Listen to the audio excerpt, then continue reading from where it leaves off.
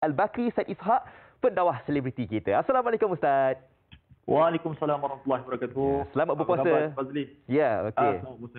Ya, okey Ustaz. Sebagai permulaan boleh kongsikan tentang makna berinfaklah dengan harta yang tercinta ini. Silakan Ustaz. Yang pertamanya, bila kita sebut tentang tajuk tersebut, dia berdasarkan ayat Allah Subhanahu Wa Taala. Allah menyebut lan tanalul birra hatta tunfiqu mimma tuhibbun. Kamu selama-lamanya tidak akan dapat kebaikan sehingga kamu infakkan apa yang kamu suka. Maksudnya apa yang kita sayang ini, kalau kita beri kepada orang lain yang memerlukan, itulah kita panggil tahap yang tertinggi. Kita sanggup korbankan segala kecintaan kita semata-mata untuk memberi satu bantuan kepada orang lain. Itu yang boleh kita sebut sebagai mukadimah pada pagi. Ustaz, boleh terangkan tentang harta manakah yang benar-benar akan menjadi milik kita nanti kelak? Ustaz.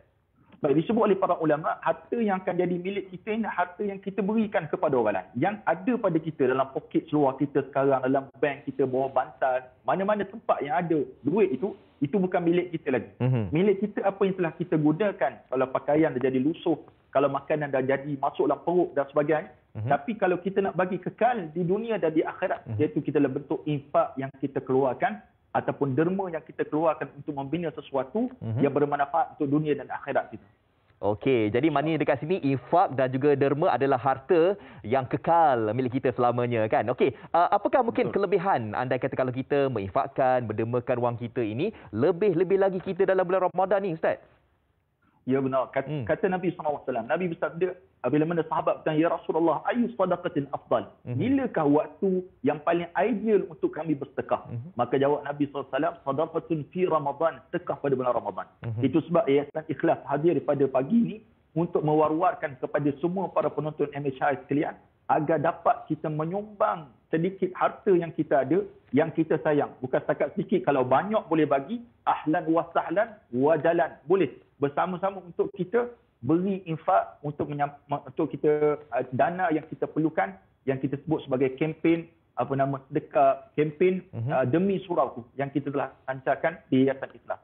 Ya, insya-Allah. Okey, mungkin Ustaz boleh ambil kesempatan ini untuk memberikan galakan kepada kita semua ini untuk menghulurkan bantuan. Bagaimana caranya, Ustaz?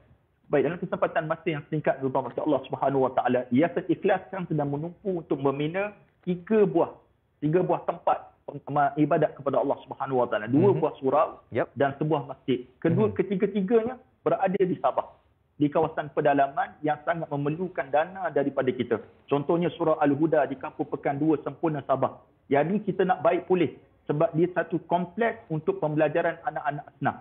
Kita ada juga surau Madrasah nak sebut pun payah, Miftahul Ulum di Ranau Sabah. Yang ini kita nak bina baru sebab umpamanya Allah Subhanahu Wa Taala ada 200 pelajar tahfiz dekat sana, yang mana masya-Allah tabarakallah bukan sekadar untuk ibadat kepada Allah, dia akan gunakan surau itu untuk menghafaz Al-Quran. Dan juga kita nak bina sebuah masjid di Long Patia Tepitan Sabah. Ni tempat yang mana tidak ada masjid lagi. Untuk makluman tuan-tuan, tak ada masjid lagi. Hanya mereka solat di pos pengawal tentera. Maka kita nak bina sebuah masjid baru, boleh menempatkan saudara-saudara baru kita dekat sana untuk beribadah kepada Allah Subhanahu Wa Taala. Ayuh rebutlah pada bulan Ramadan ini untuk sama-sama kita berinfak di Yayasan Ikhlas, insya-Allah. Okey, Ustaz. Kita dalam bulan Ramadan ini, mungkin ada di antara kita yang nak mengumpul seberapa banyak pahala kan. Lebih-lebih lagi kalau pahala kita ini kita dapat melalui infak dan juga melalui derma ini. Tetapi ada mungkin segelintir daripada kita yang rasa macam, alamak, duit ni cukup-cukup je sampai ujung bulan ni, ataupun duit ni cukup-cukup je untuk perbelanjaan harian. Jadi bagaimana nak menggerakkan hati kita ni untuk kita nak menginfak atau nak menderma ni, Ustaz? Allah SWT menyebut sahabat saudara sekalian, masalul ladzina yunfiquna amwalahum, perumpamaan orang yang infakkan harta ni. Mungkin kita rasa duit kita RM10 cukup-cukup untuk kita, sebenarnya ada hak orang lain.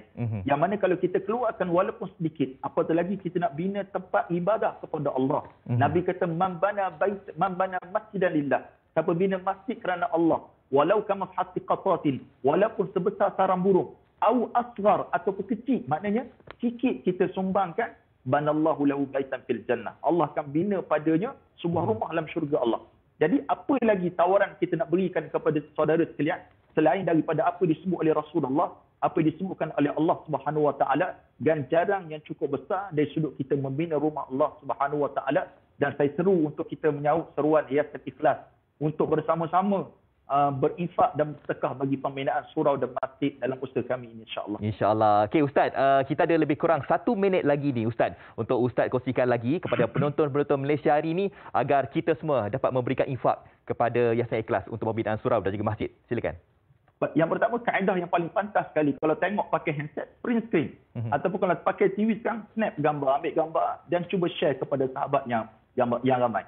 Maka tuan-tuan macam Allah SWT boleh pergi ke www.sedekahsini.com ataupun pergi ke FB Yayasan Ikhlas. Dekat sana ada semua kenyataan-kenyataan apa yang maklumat-maklumat yang kita perlukan bagi sama-sama kita menyumbang dalam kempen sedekah, kempen surau ini, insya-Allah. InsyaAllah.